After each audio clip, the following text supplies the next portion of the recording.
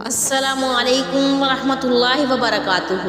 میرے عزیز بہنوں اور بھائیوں، آج میں لے کر آئی ہوں معشوبان کے دوسرے جمعے کا وظیفہ، معشوبان کی 8 تاریخ کا۔ میرے پیارے بہنوں اور بھائیوں، ویڈیو کی طرف بڑھنے سے پہلے آپ سے ایک چھوٹی سی گزارش ہے، میری ویڈیو کو سکپ مت کیجیے گا، مکمل دیکھیے گا اور صدقے کی نیت سے میرے چینل کو سبسکرائب کیجیے گا۔ حضرت ابو لبابہ رضی اللہ تعالیٰ عنہ سے روایت ہے کہ رسول صلی اللہ علیہ وسلم نے ارشاد فرمایا، جمعے کا دن تمام دنوں کا سردار اور اللہ کے ہاں تمام دنوں سے زیادہ عظمت والا ہے۔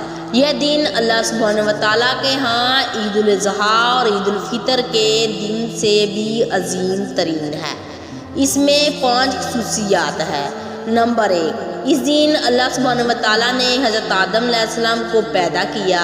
نمبر 2، اسی دن اللہ سبحانہ وتعالیٰ نے حضرت آدم علیہ السلام کو زمین پر اتارا۔ نمبر 3، اسی دن اللہ سبحانہ وتعالیٰ نے حضرت آدم علیہ السلام کو وفات دی۔ نمبر 4، اس دن ایک گھڑی ایسی ہے جس میں بندہ اللہ سے جو بھی سوال کرتا ہے اللہ اسے ضرور عطا فرما دیتا ہے، بشرط یہ ہے حرام چیز کا سوال نہ ہو۔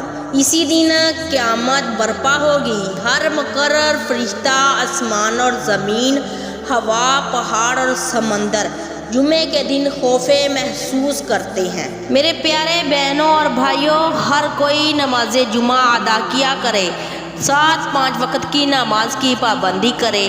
اگر آپ نماز پابندی سے پڑھتے ہیں تو انشاءاللہ خود بخود گھر میں رزق کی برکت ہوگی، ہر پریشانی دور ہو جائے گی۔ آج ہم آپ کو کاروبار کے بارے میں وظیفہ ایسا بتائیں گے۔ یہ وظیفہ قرآن پاک کی مختصر سی آیت ہے، سورۃ لقمان کی آیت ہے۔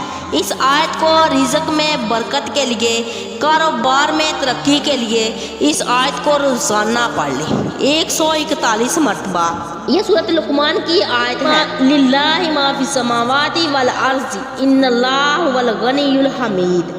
للہ ما فی السماوات والارض ان اللہ هو الغنی الحمید۔ یہ پارہ نمبر 21 ہے، سورۃ لقمان کی یہ آیت ہے۔